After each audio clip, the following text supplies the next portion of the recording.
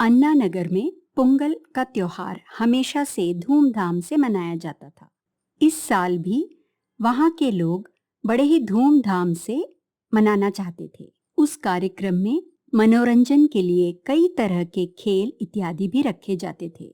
उस शहर के लोग तरह तरह के खेल और मनोरंजन के कार्यक्रम में भाग लेना पसंद करते थे। इस साल का कार्यक्रम भी बड़े धूमधाम से शुरू हुआ। सबसे पहले औरतों के लिए एक रेस रखा गया। जिन्हें भी रेस में भाग लेने का मन था, उन सबको नाम देने के लिए घोषणा की गई। अन्ना नगर के लोगों, रेस अब थोड़ी ही देर में शुरू होने वाला है। सबसे पहले औरतों के लिए भागने का रेस होगा। ये शादीशुदा औरतों के लिए रेस है। हम सबसे निवेदन करते हैं कि आप लोग आइए और अपना नाम दर्ज करवाइए। इस रेस में जो भी कोई जीतेगा उसको 2000 रुपए का इनाम मिलेगा। इसलिए मैं सारी युवतियों से प्रार्थना करता हूँ कि आइए और अपना नाम दर्ज करवाइए और रेस में भाग लीजिए। 2000 रुपए लेने का ये सुनहरा अवसर मत खोइए। ऐसी घोषणा की गई। मीना और गोपिका भी वहीं उपस्थित थे। मीना ने ये घोषणा सुनकर मन में सोचा, बाप रे, 2000 रुपए, मुझे इसमें भाग जरूर लेना चाहिए। किसी तरह अगर मैं पहले आ गई तो मुझे 2000 रुपए इनाम मिलेगा। उन पैसों से मैं 3 या 4 चिकन पिज्जा खा सकती हूँ।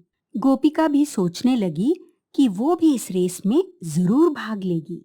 अगर मैं फर्स्ट आ गई तो 2000 रुपए तो मुझे ही मिलेंगे। उन पैसों से मैं एक सुंदर सा मेकअप किट ले लूंगी। ऐसे उसने सोचा। मीना उस आदमी के पास पहुंची जो घोषणा कर रहा था और उससे सवाल करने लगी, मैं भी इस रेस में भाग ले सकती हूँ ना?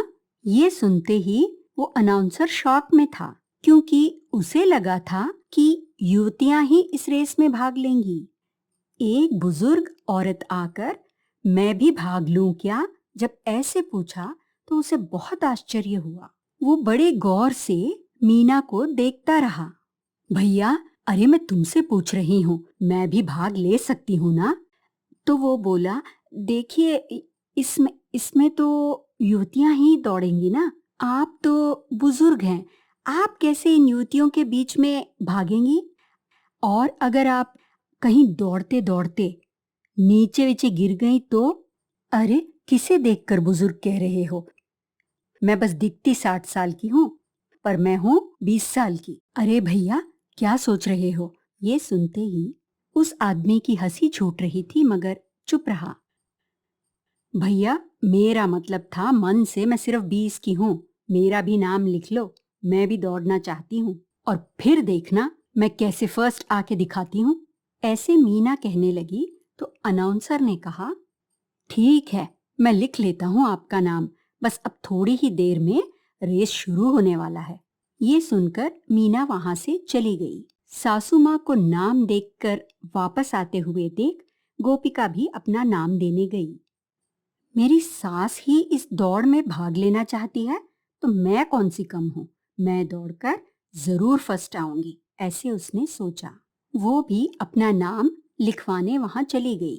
भैया, मेरा भी नाम लिख लीजिए दौड़ के लिए, मेरा नाम गोपिका है। उन्होंने तुरंत गोपिका का नाम लिख लिया। आप जैसे युवतियों के लिए ये रेस रखा था, पर देखिए ना, वो बुजुर्ग भी उसमें भाग लेना चाहती हैं। ऊपर से ये कह के गई है कि वो फर्स्ट आएगी। क्या बताऊं मैं भी, कैसे कैसे लोग हैं। ये सुनते ही वो बोली, वो मेरी सास ही हैं, उनकी यही आदत है। भैया, मुझे एक पूछना था, एम्बुलेंस तो तैयार है ना यहाँ पे? गोपिका के पूछते ही, नहीं तो, आप ऐसा क्यों पूछ रही हैं? ऐसे उसने पूछा। फिर क्या, 70 साल की बूढ़ी हैं वो, कहीं दौड़ में गिर गई तो उन्हें आप लोगों को अस्पताल भी तो पहुंचाना होगा ना। ये सुनते ही उन्होंने कहा, अरे, आप क्यों मुझे फालतू का टेंशन दे रही हैं? वो ठीक से ही दौड़ लेंगी। आप जाके वो जो लाइन लगा है वहां खड़े हो जाइए। थोड़ी देर में रेस शुरू होने वाला है। गोपिका तुरंत वहां से निकल पड़ी। थोड़ी ही देर में वहां नाम देने दीपा आ पहुंची। देखिए सर, मैं भी अपना नाम देना चाहती हूँ, मेरा नाम दीपा है। उसे देखकर वो आदमी सोचने लगा, ये कैसे दौड़ पाएगी? इतनी मोटी है, चल भी नहीं ठीक से पाती है, और ये रेस में दौड़ना चाहती है, ऐसा वो सोचने लगा। फिर उसने पूछा, आप क्या दौड़ने वाली हैं? क्यों? आप ऐसे क्यों पूछ रही हैं? कोई प्रॉब्लम? ऐसे उसने पूछा। नहीं, मैंने ऐसे ही पूछा। ये कहते हुए उन्होंने दीपा का नाम लिख लिया और दीपा वहां से चली गई। दीपा भी रेस के लाइन के पास पहुंची। तभी अनाउंसर ने सभी प्रतियोगियों का नाम अनाउंस करना शुरू किया। अन्ना नगर के लोगों, बस थोड़ी ही देर में हमारा ये कार्यक्रम शुरू होने वाला है। शादीशुदा प्रतियोगियों का नाम इस प्रकार है: मीना, गोपिका, दीपा।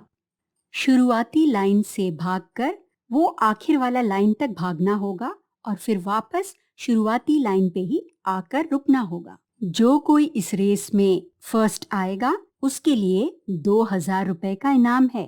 मुझे लगा था बहुत सारे लोग भाग लेंगे, लेकिन देखिए 3 ही लोगों ने भाग लिया है। इन तीनों में कौन फर्स्ट आने वाला है, चलिए देखते हैं। तीनों लाइन के शुरुआत में खड़े हो जाइए, ऐसा उसने कहा।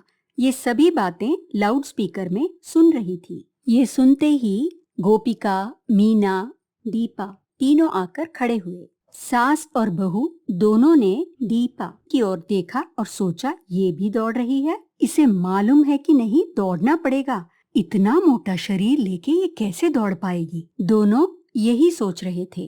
क्यों बहू रानी, इसको देखने से तो हाथी जैसे लग रही है, ये दौड़ भी पाएगी क्या, चल भी पाएगी, यही डाउट है मुझे। सच में कैसे दौड़ेगी ये? ऐसा मीना ने अपने बहू के कान में कहा।